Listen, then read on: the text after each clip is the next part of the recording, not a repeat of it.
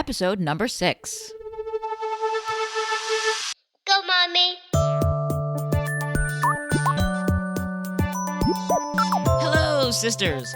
Welcome to Women with Balls in the Air. Join me as I uncover the modern-day secret to success. I'll share with you strategy, tips, and bonus interviews from today's most influential matriarchs. Career moms, it's time to take back your life and get into the game of gumption. And here is where we're gonna do it. Let's go, girls! Hello, everyone.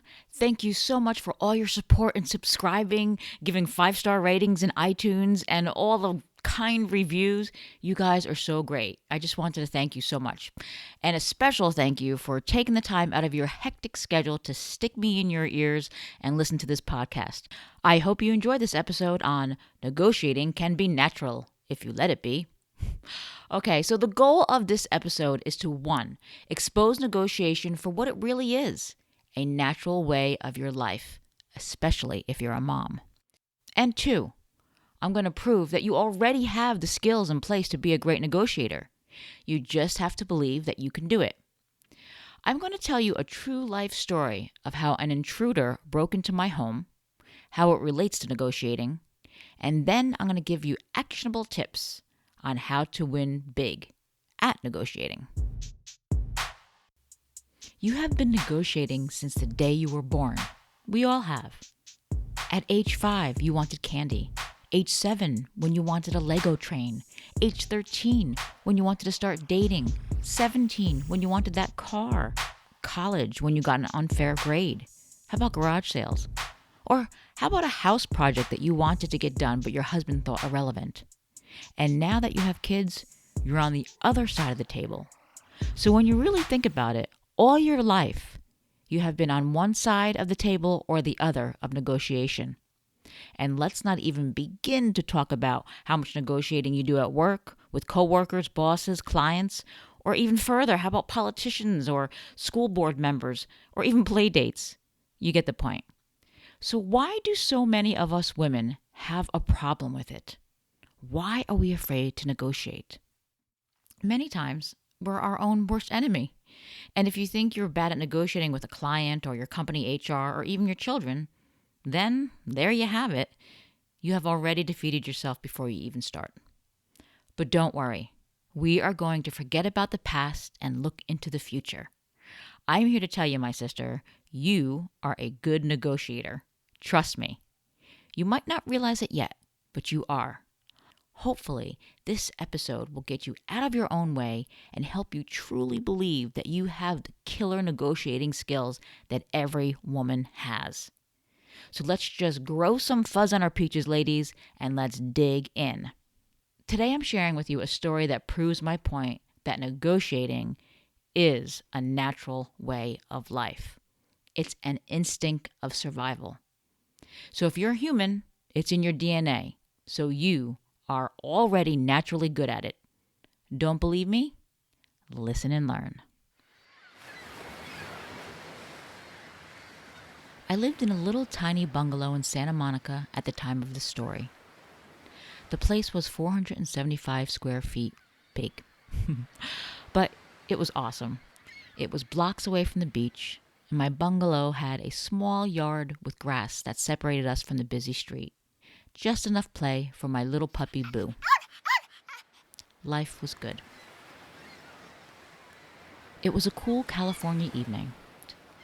February 14th to be exact. Valentine's Day.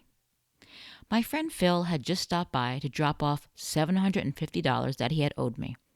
In the spur of the moment, my friend Bob and I decided to go out to a nice restaurant together and celebrate our singlehood, our singleness, being single.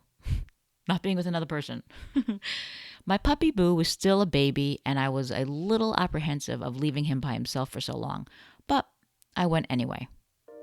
We went to this awesome restaurant called Crustacean. We sat next to Harrison Ford. Newsflash, he eats and swallows just like the rest of us. A few hours later, I came home, and to my surprise, I opened my door and found that my little puppy had ripped apart every single magazine that I owned and all the scraps were over every square foot of that bungalow. It was a bomb of magazine scraps. At first, I freaked out because I thought he'd also ripped up the money that my friend had given me, the $750 cash. But then I had realized, oh, thank God, I put it in the wallet in my desk in my room. So that was safe. And once I realized that the money was safe, all I could do was laugh and take pictures. It was so funny. And he was so cute. I couldn't be mad. It took me a good hour to clean up that mess. Thank goodness the bungalow was so small. I went to bed that night exhausted from the day of work, dinner, and the dog mess. I passed out cold.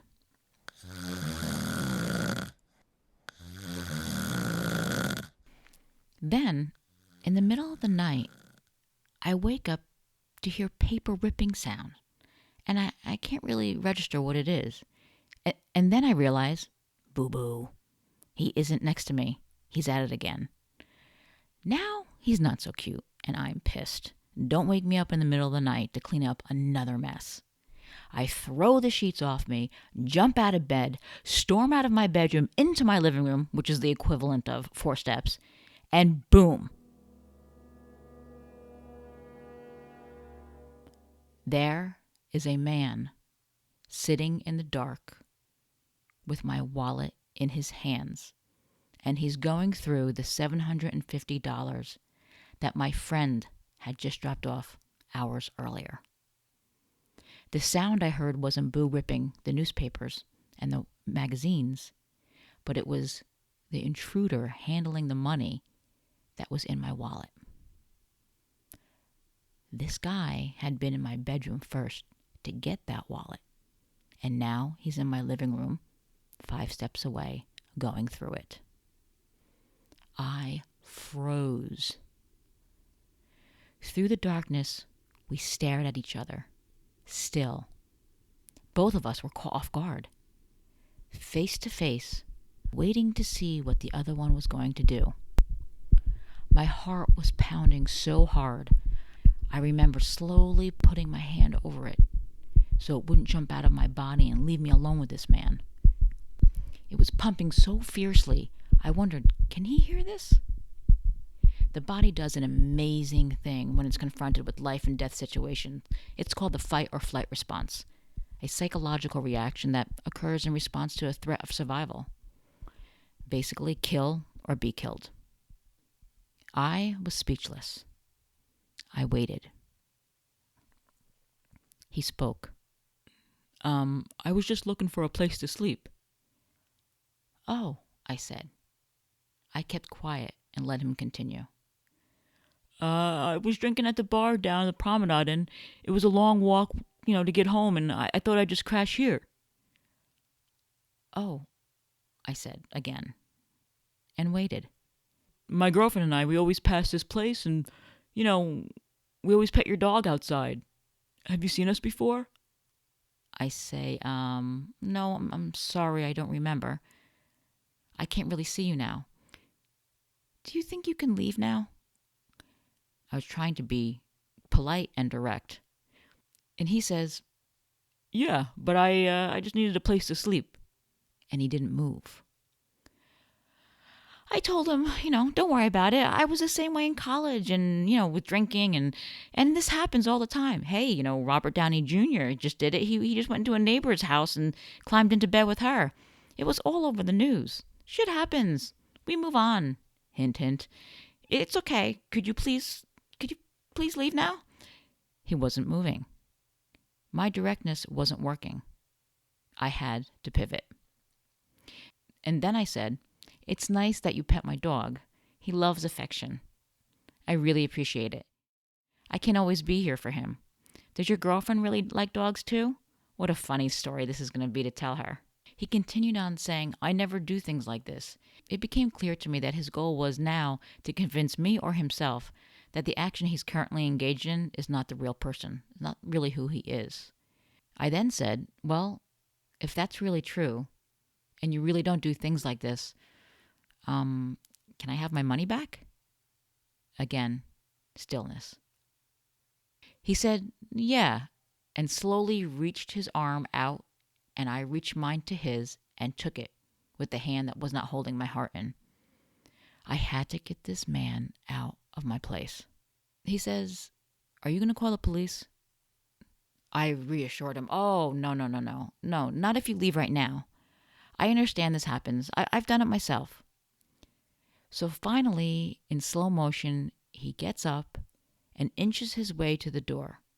As he stands at the door, still not leaving, and then feeling a bit more comfortable, he needs to try to convince the both of us one more time. Really, I would never take your money. I got a pair of $150 sneakers on. Look at these shoes. I don't need this money. I looked down at his bright orange Nike treads and asked him politely if he would leave. Finally, he slowly leaves, backs out of the door, and closes the door. I slowly follow him and lock the door. I stand there frozen. I can't even move to put a light on. I'm worried if he's going to come back. I was in such shock, I called my friend Bob, and I had to ask him, what do I do? I remember exactly what he said. "Casey Lynn, hang up the phone right now and call the police. Do you want me to come over?" I called the Santa Monica police. 4 of them were there in 4 minutes, and they were kind. The lead officer asked me to describe the intruder for the report. I did my best, but was unsure, really unsure. It was kind of dark. Wouldn't bet the farm on it, not even a nickel. His hair, his height, his shirt, his pants. I was in shock. I was in real shock. The police officer even said, "You're very calm." I told him I'm in shock. After about 20 minutes, the officer standing in the doorway said they wanted me to make an ID. They found a suspect. Really? Yeah, okay. Ooh, I have to see this guy again? And I'm thinking to myself, what do you bring to a police station? They put me in the back of the car. We take off down the road.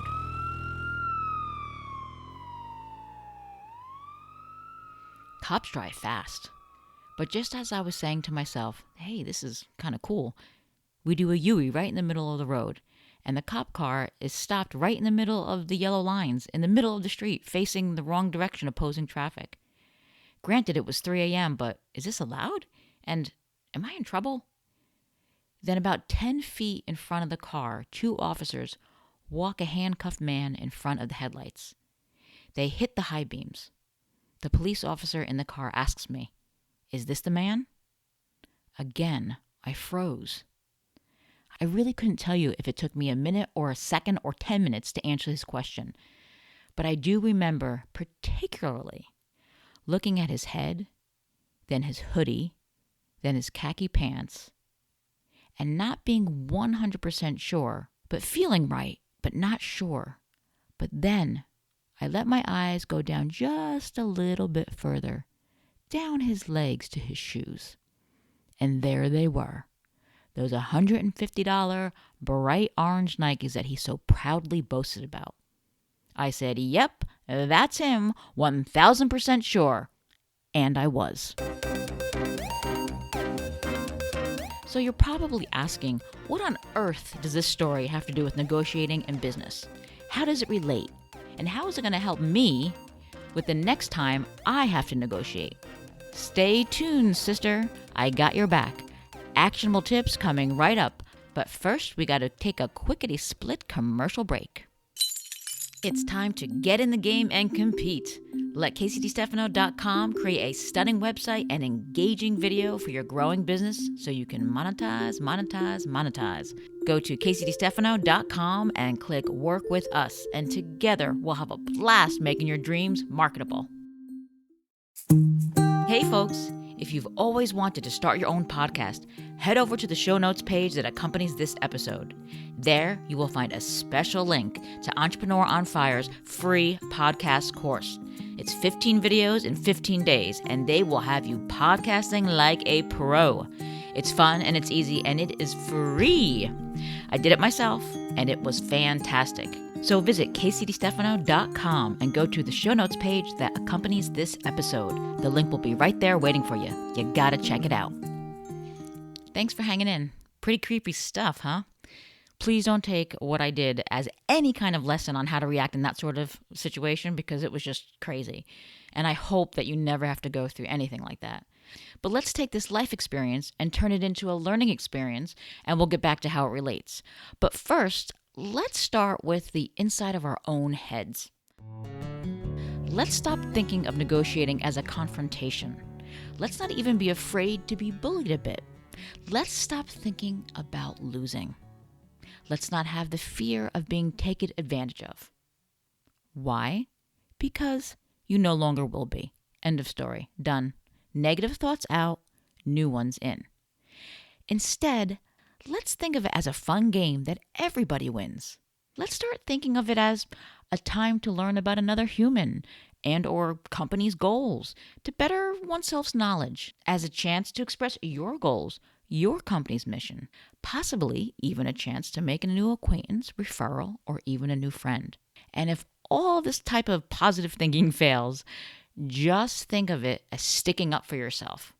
Or better yet, tell yourself you're doing it for the betterment of your kids. That's always a fail-safe for me. Repeat these suggestions in your head so you start believing them.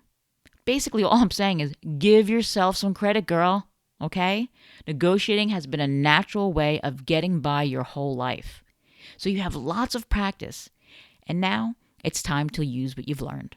So now that we have a positive mindset, here are 5 tips that we're going to dive into. 1.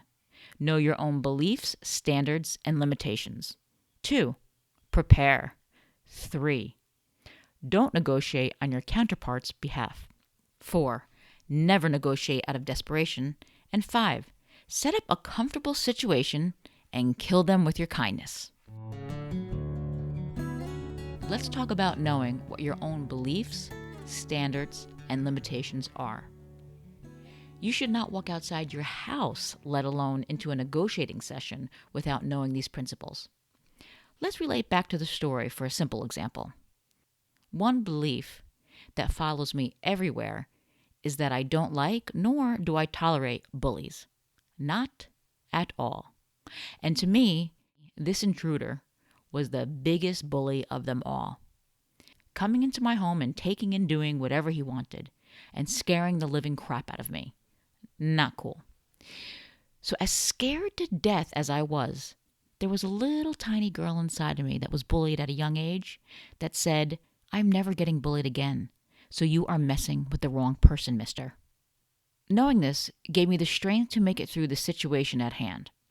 I also have a standard that I try not to allow people to take advantage of me because I really hate the feeling afterwards. So I knew standing there that I had to do whatever I had to do, whatever it was that was best for me. But I also knew my limitations, and that was that I was alone without a weapon. So having these beliefs, standards, and limitations already in my mind gave me perspective that 1, I'm fighting back, I'm getting out safely, but then I had to think, but how am I going to do this with my limitations? There was only one strength that I had that I could use to get out unharmed, and that was my gift of gab. I tried to make him my friend. When starting a small business, it's really difficult to formulate your own standards, beliefs, and limitations. It takes time and experience, and quite frankly, it takes other people taking advantage of you so you can learn straight up that you don't like that feeling. And after a few times, you learn that you're sure that you don't like that feeling. You don't like feeling that way at all. So you start to put systems in place to protect yourself. But for right now, try thinking about the basic thoughts you have on the 3. For example, a business standard of mine is peace of mind. No matter how much money a gig can bring in, I won't take it if it's going to be a nightmare job.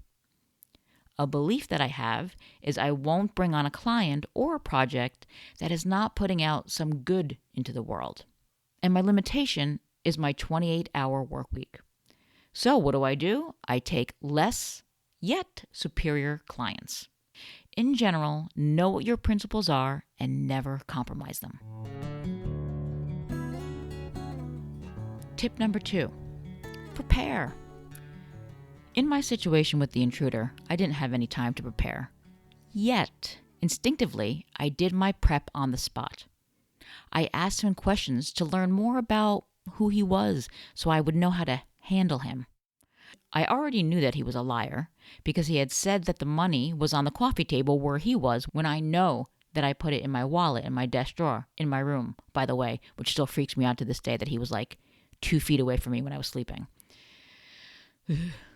Anyway, so I knew I couldn't trust a word he said, so I had to stay back, obviously, right? But also by listening to what he was saying, it really made me be able to figure out how should I talk to him. Plead for mercy, or stroke his ego, or be his friend. I chose the friendship route. Remember, the more knowledge you have in a situation before going to the negotiating table, the better off you will be. If you are negotiating for a higher salary, know what other people are making in your company and or others in that field in the same position. If you are buying a piece of furniture, know the value of it in the marketplace. When going into a business negotiation, I write out my goals, the scenarios, and I also prepare what I think my counterpart wants. I make believe I'm her. I write down her goals. What would I want if I were her? What would I give up? I try to figure all this out, and I try to figure out what's really important to her. There are many obvious reasons why preparing yourself with the best information will help you. But let's put a little gravy on the mashed potatoes. Psychologists call it the consistency principle. I'll have that information in the link in the show notes that accompanies this episode. The consistency principle, which refers to a person's natural need to appear reasonable. That means your peer will likely defer to your authority if you are able to demonstrate that you absolutely know what you're talking about. With a keen grasp on the matter at hand, you will be able to set the perimeters of the discussion in your favor. So in my story, I was so lucky that I had just saw on the news that Robert Downey Jr. was crawling in some neighbor's bed. And in college, I used to sleepwalk a lot. So having that information made me an authority on what was taking place. And so when I said it was okay, he believed me, and it diffused the situation a bit for him. Again, the goal was to get him out quickly and calmly. Tip number 3. Don't negotiate on behalf of your client. This was such a challenge for me when I first started, mainly because I wanted all the business I could get to get the experience, and that's okay too. Oof, but boy, did I learn. When just starting out a business or selling a new product or service, it can be difficult to know how to price it. When setting the price, don't try to think if they can afford your services or not. This is none of your business, and quite frankly, they usually have more money than you think. The real question is, at what price can you do this job for? What price will pay your salary with an extra percentage that will go into your company's overhead? What will make you satisfied? What price can you set so then you won't be mad later and saying to yourself, oh, I should have charged more? The real question is, what are you worth? When that guy was sitting there on my couch fumbling through the money, I didn't say to myself, oh, he needs it more than me. I didn't tell him to take the money and run. I knew that I needed that money for that month's rent. I really needed it. I wasn't thinking about his well-being and trying to help him out. I was thinking about me. Now, of course, if it's a charity gig or a family event or something, this is not the mindset. But for all other business transactions, I highly recommend it. Feed your kids first. Tip number 4.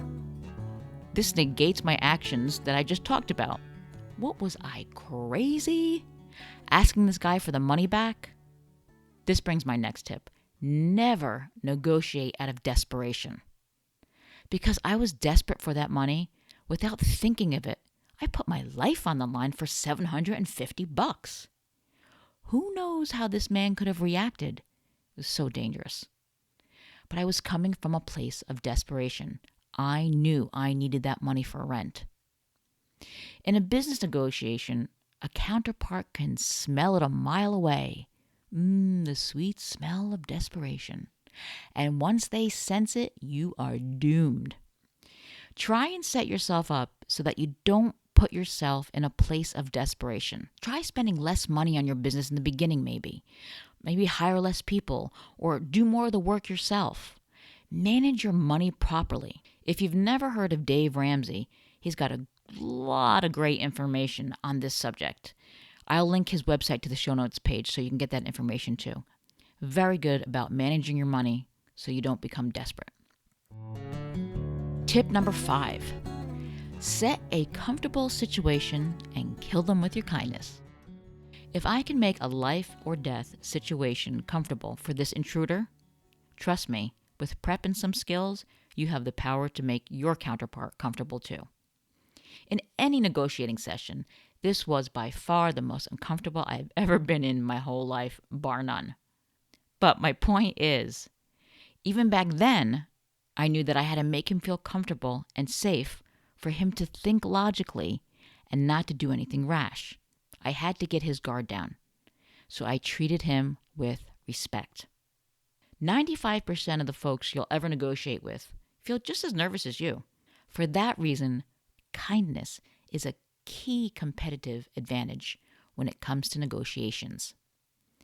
A combination of professionalism, ethics, and kindness speaks volumes.